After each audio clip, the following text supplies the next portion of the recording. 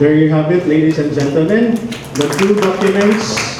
Gipirmahan na sa kagamhanan sa dakbayan sa Cebu ang contract of lease alang sa Cebu City Satellite Office asa nahimutang karon sa karaang Prince Warehouse at bang sa Cebu City Hall nga gipanag-iya sa Metropolitan Cebu Water District kon MCWD. Kahinumduman nga nahimong kontrobersyal ang pag-abang sa city government sa mong building tungod sa panagbangi sa duha ka buhatan panahon sa administrasyon ni Mike Rama mahitungod sa pagpanag-iya sa maong edipisyo.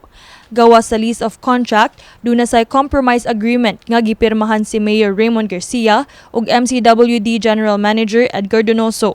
Starting November 2022, ang Cebu City ni dito pero walay abang-abang.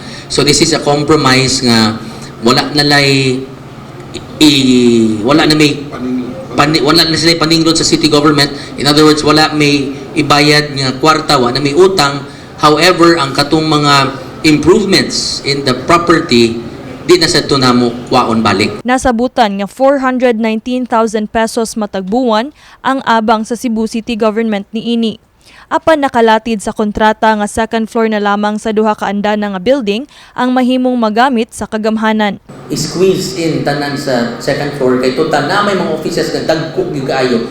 Subuanong channel, gubat sa baha, dagko kaayo ba so may na ba gigamit ang tanan so muna yung atong squeeze in yung atong ibutang tanan sa second floor. It's good for the city kaya we can also say gani sa atong pagsuroy sa maong opisina mabantayan nga bisan pa man nga dunay gitukod nga CR ngit-ngit ug walay agas nga tubig. Hinungdan nga kinahanglan pamulabang ang mga trabahante sa kasikbit nga establishmento aron makagamit sa CR. Apan giklaro ni Donoso nga naghuwat lamang sila og application gikan sa Cebu City aron matauran og linya sa tubig ang opisina. Pag-assume ni Mayor Garcia, pwede na sila mag-apply, no? Kay pwede man gud sila maka-apply, nag-occupy naman daan sila.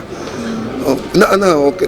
Naghuwat na lang mi sa ilang application. Sa laing bahin, gianunsyo sabdi Donoso nga human gipirmahan ni Garcia ang mga excavation permits sa mga bukirang barangay sa dakbayan ni adtong Mayo, mamahimo nang makatagamtam og supply sa tubig ang mga residente nga sakop sa barangay Guba, Kambinokot, Agsungot, Budlaan, Binaliw ug barangay Pulang Bato sugod sa umaabot buwan sa Disyembre karong tuiga.